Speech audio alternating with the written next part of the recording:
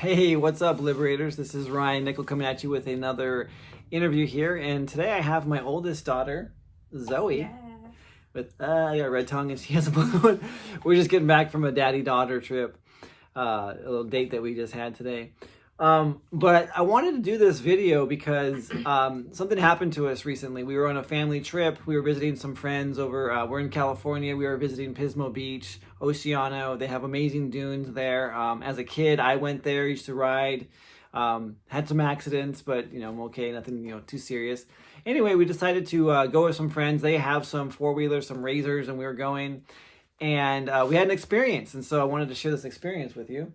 So, we took our phones, took some pictures, and so I was driving one of the razors with Zoe and with her brother Benson, and we were just having some fun. As a dad, I feel safe. I let both my kids, ride, drive. Yeah, how was it driving? It was fun. I think I know how to drive a car now, so it's pretty good. Yeah, you got us stuck a few times.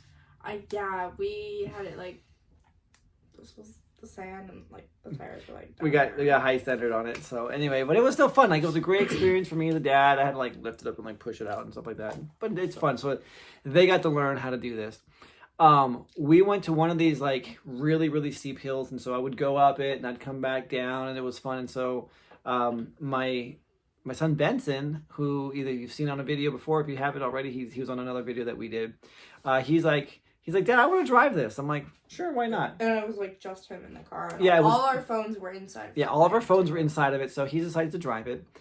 And so he's going up the hill, and he goes to cut it, and then he cuts it too tight. It was too sharp of a turn, ends up going end over end, and then turns on its side and starts rolling down the hill. I'm like, oh God, here it comes. I felt in my heart as a dad. I'm like, he's okay. He's fine. So I rush over there. I'm like, turn off the engine. He's like, I can't. And I'm like, okay, first thing I'm like, shit, is he pinned? Is he stuck there? Is he pinned?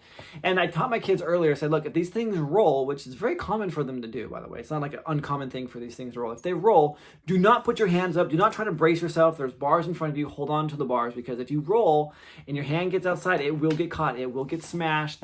You do not want to do that. So anyway, when he said he couldn't move, I was like, oh shit, okay. I get around, I turn it off, I'm like, what's up? He's like, I can't see, I got sand all over, sand was everywhere. I'm like, oh, okay. There's a couple of broken pieces and, just minor things, unfortunately. It sucks, you got, things like that happen. However, that's not the purpose of this particular podcast. So, we're going, it's on its side, so I push it over on its side. Before anyone else could come, I just did that, because those muscles, yeah, strong guy. Anyway, did that, and when I did that, I heard it. I'm like, oh, and it was my phone. I was like, oh, there's my phone. So I pick up my phone. Zoe then comes over, and doesn't even care about her brother. And what were you looking for? My phone. Yeah, she was looking for her phone. I cared about him. Yeah, I was just he was okay. He was fine. It didn't matter anymore. Yeah. So we're looking for his phone. It's hot. I'm wearing Tevas, these sandals, and so the sand's burning my feet and all of this stuff. I'm like, this is my hands are getting burnt, and we're just combing the sand and we're looking for her phone. We can't find her phone. Yeah. I've looked in and out of the vehicle. I'm digging hand deep in the sand. Yeah, we were there for what, 25, 30 minutes? Probably, yeah. Okay, I don't think that long. I timed it. I think it was 10 minutes, but still. Okay, maybe 10 minutes. All right. So we were there for some time looking for the phone. And we couldn't find the phone. Nope. And then what happened? I cried. She I like my phone. She was crying so hard. It was. I was crying crazy. It was so crazy hard. Yes, it was oh my God, I'll never have my pictures back, because they're not putting iCloud. They weren't in it. I'll never get my pictures. And then she had this special keychain. She's like, I'll never get this keychain. It's from Taiwan. Well, yeah. Well. And it's super. Oh, let go of it? No. I'm just saying we found it. Oh no, yeah, I found it. Spoiler, here it is. Yeah, but yeah, this is a very special thing that's hers, and she loves this. This is all jade. It was her mother's when she lived in Taiwan, and then she has it now. So anyway, we're there, and I'm just going everywhere. I'm like, I don't know where it's at, but I had this calm feeling. I'm like, okay, we're gonna find this thing, and then she asks me. So I'm not religious. I'm spiritual, but I'm not religious. I used to be part of the Mormon church. They kicked me out for some of my beliefs. I have a sexual healing practice. I have a topless talk show, and in Mormonism, that's like, I'm sorry, you can't be doing those things. So anyway, Zoe's like, say a prayer. It's like, Dad, will you please say a prayer? So growing up, we believe that, like, I taught my kids, like, if you lose something, God knows where it's at. Why don't you just pray to God? God knows, can tell you.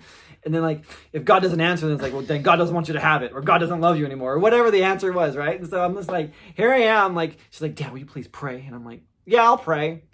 And then, like, I was waiting for her to be like, will you say a prayer out loud so I can hear you, so I know you're praying? And I'm like, I'm not, because I wasn't going to pray to the Mormon God that I grew up with. I'm like, no, my prayers are completely different. And then you were praying too, right? Yeah. Who were you praying to? I didn't know what to pray to, so I just prayed to, like, anything I could think of. I prayed to God. I prayed to Jesus. I prayed to Buddha. I don't believe in Buddha. I mean, she's just going through all of that. I'm not Buddhist, okay? She's like I prayed to my mom. Buddha, Shiva, Allah, God, I know, Jesus, I was going like crazy. Mom. Like, prayed to my, like, I prayed to my Mom. I didn't know what to pray to. I mean, this is the sweetest story. Like, I'm hearing this, I'm like, this is so beautiful.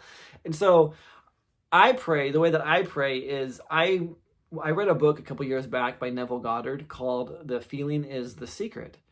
And I've done this technique many, many, many times. And this is why this is an episode of the Liberator podcast, because it's liberated me. And so what the idea basically is, and it's crazy because I learned it from Neville Goddard from a spiritual standpoint, but I've also, like, known these techniques from a neurolinguistic programming standpoint, because I went through and I got certified as a practitioner, and then a master practitioner, and then as a trainer, and then I went through and I did what's called timeline therapy. But basically what it is, it's the same principle. It's the exact same principle. And so what it basically is the feeling is the secret. And so what I did was, I didn't know how I was going to find this phone. We were looking everywhere. I didn't know how I was going to find it. And so what I did was I went into a quiet place and I just imagined myself showing Zoe, here's your phone, and her running over and just giving me this huge hug and just saying, Daddy, thank you so much. I love you. So I was imagining the feeling. I'm like, okay, here's the event. I found it. How good does it feel? My daughter's hugging me. She's saying thank you. She's squeezing me. So I'm feeling like her pressure on my body. I'm feeling her hug me. I'm feeling her, like, head against my chest saying, Daddy, thank you. I'm hearing her say that. I'm hearing my wife go, oh my God, like, good, like, congratulations. Like, how'd you do that? All of these things, like, I'm living this moment as I'm standing there right there in the sand trying to find this thing. So as we keep looking, I'm feeling this feeling. And I'm like, okay, I feel at peace that I'm going to find it. I don't know how, but we're going to find it. So we're there and we can't find it. And so, like, another, 10 minutes go by, however long it is. And she's still crying. And she's like, oh my God, my phone, my camera, my friends, my pictures, all these things, my keychain. And I'm just like, it's okay, honey. We're going to find it. She's like, but we're leaving. I'm like, we're going to find it. We're going to find it. And so I got the vehicle. No one wants to ride in a vehicle because it's unsafe because they're going to roll. I'm like, nah, the vehicle's fine. So anyway, I take off and my wife and all the kids are on the other one. And then our friends are with her and all of this stuff. And I take off and I go a different way. I'm not going to, I'm going to take a shortcut. So I've been here before. I know the sand dunes very well. She doesn't. So I go one way and then she's like going another way. And then all the friends are like, well, we're going to stay with the wife and kids. We don't care about Ryan. He can go wherever he wants. And we get split up. And then I'm like, I look back and I'm like, oh man, they're gone. So I get out and I walk around, I try to get to reception and all this stuff, see if I can call them. Her phone is dead because we tried calling her because she had the idea, right? To call your phone? Me? Yeah. You're like, call my phone. Oh, when it was in the sand. Yeah, in the sand. Yeah, when we thought it was in the sand. And she's like, hey Siri. Where are you? She's like walking What's down. the weather? Hey Siri, what's the weather? Like, we're like waiting for it. No reception where we're at. So I tried calling her phone and it goes straight to voicemail. So anyway, I get out of the area there and got Siri in the background listening to us. Got FBI listening to us. So we're out there. You warm? Huh? You hot? Yeah, it's hot in here. I know. Want to turn the fan on? Yeah, sure. Go ahead. Do I just pull it? No, turn the light switch on. Oh, okay. Yeah. So anyway. Ta-da. I get out. I'm walking around trying to look on, like, the peaks to see if I can see them coming over, see which sand dune they're at, so I can just, like, catch up to them, right? I have no water. I'm kind of getting thirsty. Like, who was in the desert without any water or food or anything like that? So they were all with friends. Anyway, can't find them. And I'm sitting there. I'm calling my son's phone. It's going to voicemail. I'm calling my wife's phone. It's going to voicemail. I'm like, okay, they don't have any reception. I had this crazy thought. I'm like, why not? I'm just going to call. I'm going to call Zoe's phone. I call her phone. I was on 1% too. So Yeah, she was like, really like. Seriously, yeah, she was like on 1%. So I call her phone. All of a sudden I hear this, this vibration. I'm like, what the hell? It's like vibrating. I'm like, why is this thing vibrating? And I'm like, holy shit, her phone's in the frame. Like, when the thing tumbled, it got like stuck somewhere in the frame. And so like, I'm calling it, and I'm like trying to figure out what side the car it's on. I'm like, it's on this side. And I call it again. I'm like, shit, it's like stuck right in there. Like, I can't see anything. I'm reaching my hands in there, can't feel anything. I'm like, I'm gonna pull this thing apart. So literally, I dial it one more time and I pull it apart, and this thing just drops right out. I'm like, oh my God, here's her phone. So I found her phone, and then I'm like, you know what? I'm just gonna drive out, go back to camp. So as I'm driving out, so keep in mind, like a good half an hour, I'm sitting there like just waiting. I drive out. As I'm driving out, who converges with me? My wife and the kids and all of their friends and everything else. Were like, there was been like, there was 8 of them. Yeah. 8 different vehicles all together, and like me, like this lone vehicle coming in. I'm like, hey, what's up, guys? We pull over, and my wife's like, oh my God, I was so scared. I didn't know where you're at, blah, blah, blah. I'm like, I know this place, it's no big deal. And then I go, look what I found. I found Zoe's phone. She's like, oh my God. And then what did she do? I hugged you. She got out of the car. Yeah, go ahead. Yeah.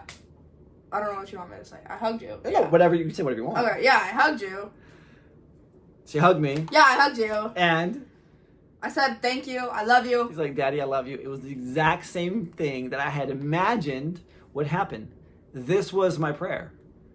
So for me, like the way I pray is like when I want something, I don't be like, dear God, please give me this. It's not like me like begging for something. I literally go out into the future. I imagine what it is that I want and the completed act of what it is, like how I know I've received it. In this particular case, it was my beautiful daughter who has a headache right now. Yeah. Who was giving me a hug and telling me, Daddy, I love you. And that was it for me. Like, that's how I knew that I would find it. And sure enough, I found it. Yeah, so it's like, it's amazing. It's like, it's like, oh my God, it's a miracle. It's like, no, like the universe is an amazing, magical thing. And it wants to give us these experiences. You just have to create them. And that's the beautiful thing about it. So anyway, thanks for watching this episode. This is Ryan and my beautiful daughter, Zoe.